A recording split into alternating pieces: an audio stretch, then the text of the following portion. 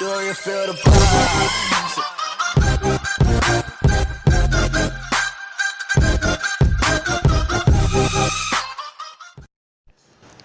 Hey guys, it's Shockwave. Today we're gonna go further into detail with the Pekka deck I showed in the last video. So this is the second last video I'm about to make about this deck, because in the next video I'll be showing how to use this deck in classic challenges and all the versions of this deck which are possible. Smoke weed every day. Smoke weed every day.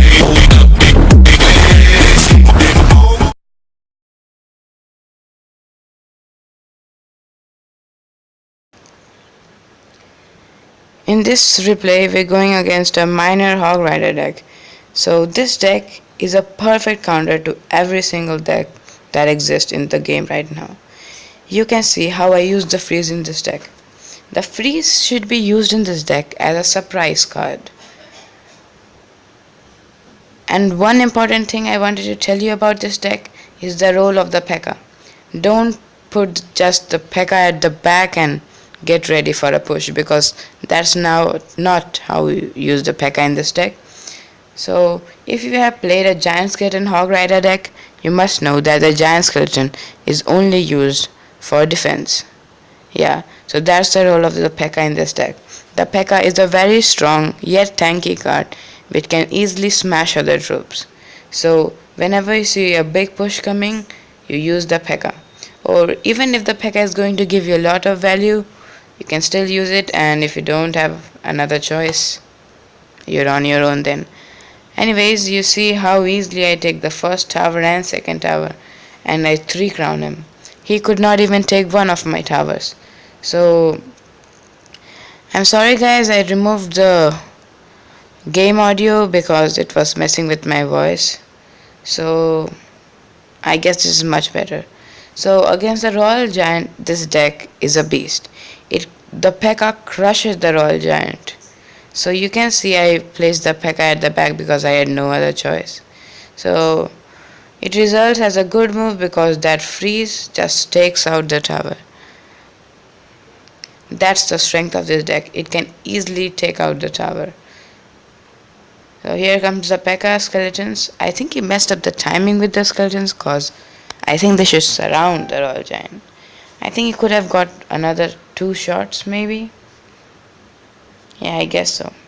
So here you can see how much value the Pekka gave me. It also took out the furnace, so leaving me in a positive elixir trade. So as you saw how I killed the princess. When the princess turned around to kill the fire spirits, I placed the goblin gang, and I also got chip on the tower. So these small things make big things matter later in this match. Not later in this match, later in any match. Precisely. You can again see how I use the Goblin Gang freeze to take out the tower, and I 3-crown my opponent again. So Royal Giant can easily be crushed by this deck.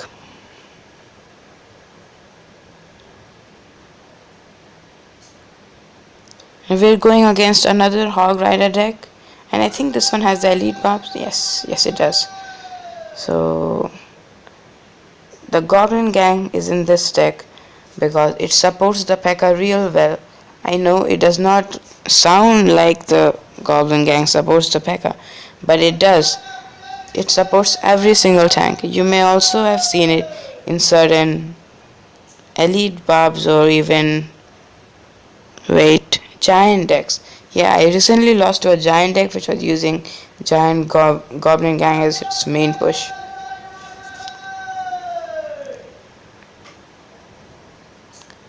So talking about replacements, there can be many replacements in this deck.